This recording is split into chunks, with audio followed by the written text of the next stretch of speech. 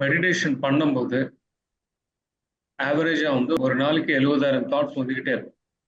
Meditation பண்ணும்போதுல ஜென்ரலாகவே ஒரு நாளைக்கு 70,000 தாட்ஸ் வந்துகிட்டே இருக்கும். அந்த தாட்டு எங்கேருந்து இருக்கு, எங்க இருக்கு உங்களுக்குள்ள?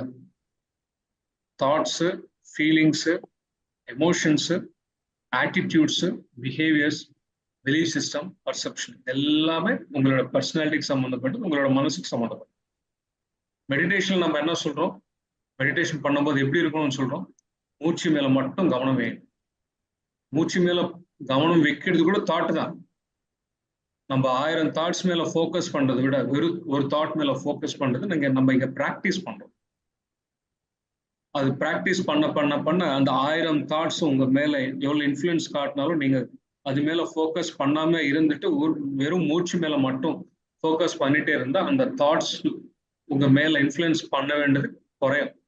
அப்போ உங்களோட நீங்க இன்டைரக்டா டைரக்டா உங்களோட மனசு மேல ஃபோக்கஸ் பண்றது குறையும்.